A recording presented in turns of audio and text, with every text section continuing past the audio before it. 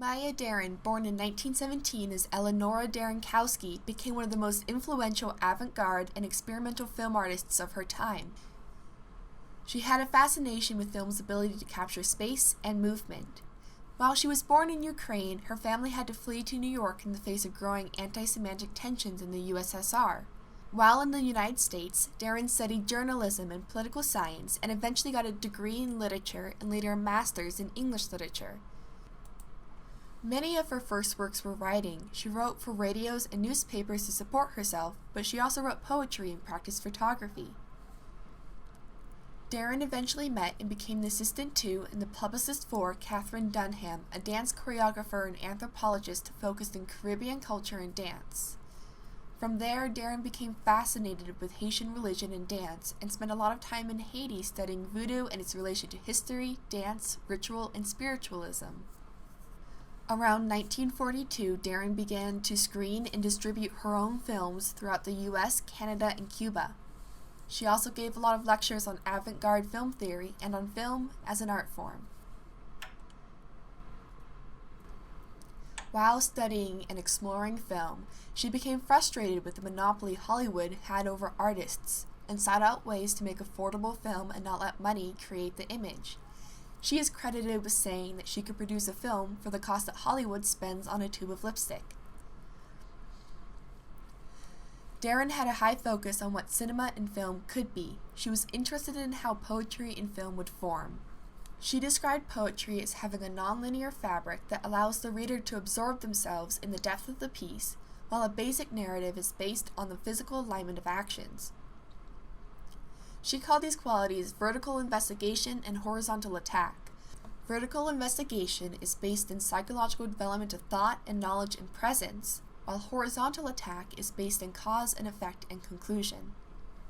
She utilized many of her ideas of vertical investigation throughout Meshes of the Afternoon, evidenced by the mind-centric nonlinear story path. She also found ways to disrupt the physical or horizontal aspect of time and space by superimposing dancers in the very eye of night. In her book, An Anagram of Ideas on Art, Form, and Film, she discussed how man-made innovation limits previous conduits of expression making. Deren recognized potential issues with innovation and confinements within reason, describing human nature as being an unpredictable underlier for how new technologies and ideas are used in the present society. She said, "Today the scientist emerges from the laboratory to discover himself part of a schizoid culture. The rationalism upon which he has predicted himself is an insular entity in a sociological structure which operates in terms of the most primitive motivations and non-rational procedures." She explored this further by tracing elements of action and art to its earliest form and tied her work close to that, nature. In the film world, she theorized how what she called a controlled accident was part of the film's presence as art and how it aided in the suspension of disbelief by further relating the reality on screen to the reality of the audience. She defines a controlled accident as a moment that occurs on film outside of the control of the artist. The artist can control the placement of camera and actors, but cannot, or rather should not, control the natural realm, such as a small breeze shifting leaves or the way waves crash on the beach. And while the use of nature is important, she also clarifies how vital it is for artists to not limit their work with preconceived rules. She also mentioned several times how she has learned to ignore her past words while she was working on a different piece. With this knowledge and the challenges of its practical and impractical uses, Deren uses the natural realm in a lot of her films to increase the connection to the real realm. This is often either nature, as in plants in the ocean, or as the human body being an extension of art and nature.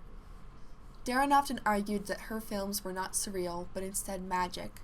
Her pursuit of magic led her to create works without the direct label or constraints of perceived surrealism.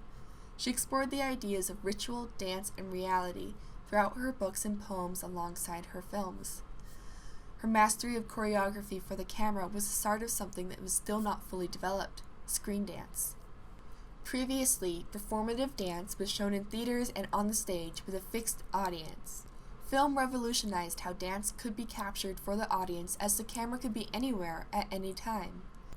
Previous artists had tried to make dancing accessible from the perspective of still cameras, but Deren sought to combine the moving camera with the moving body. She choreographed dances that, as she explained, could only be appreciated through the lens of a camera. Screen dance was another of her powerful tools to create an on-screen reality. Deren was interested in what made the unreal real and the real unreal.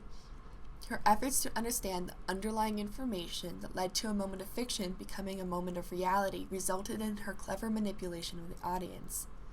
She used the audience's reliance on the language of Hollywood films to make a fictional world. She did this by juxtaposing shots that did not share a physical or locational commonality, but that continued the ideas of motion on screen. This is most obvious in At Land, where she uses a match on action to communicate a sense of continued travel between separate locations. Here she is shown climbing up the log, only the next shot has her climbing onto a table. The camera cuts back to her climbing the log and back to the table to reinforce the ideas of her traveling between these spaces. Deren's views on reality in film extend further than utilizing nature and motion to maintain semblance to reality. In her essay, Cinematography, the Creative Use of Reality, she describes an image as being a replication of reality, a photograph as a different but similar reality, a painting as an abstractation of reality, but film as having the potential to capture reality, but depict another specific reality through clever expression and organization of the pieces of film. Deren described it as this: the images of film deal in realities which, as I pointed out earlier, are structured to fulfill their various functions, not to communicate a specific meaning. Therefore, they have several attributes simultaneously, as when a table may be at once old, red, and high. Seeing it as a separate entity, an antique dealer would appraise its age, an artist its color, and a child its inaccessible height. But in a film, such a shot might be followed by one in which the table falls apart, and thus a particular aspect of its age would contribute its mean and function in the sequence, with all other attributes becoming irrelevant. It establishes a context, a form which transfigures them without distorting their aspect. Whether the images are related in terms of common or contrasting qualities, in the casual logic of events, which is narrative, or the logic of ideas and emotions, which is the poetic mode, the structure of a film is sequential. The creative action in film, then, takes place in this time dimension, and for this reason the motion picture, though composed of spatial images, is primarily a time form. Throughout her most popular film trilogy, she executed precisely her control over space and time, showing visual contradictions in an almost tangible narrative.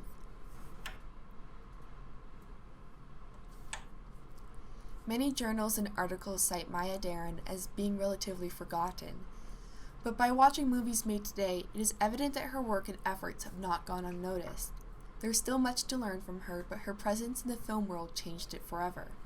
Deren founded the Creative Film Foundation, which gave awards to filmmakers, and she also published several books, essays, and gave lectures on film theory and helped to pioneer screen dance. Many of Deren's films are seen as autobiographical, which is aided by her starring in many of her films. She left this reality at 44 years old, but she lives forever in the complex realities of her films and in the impact she had on motion picture.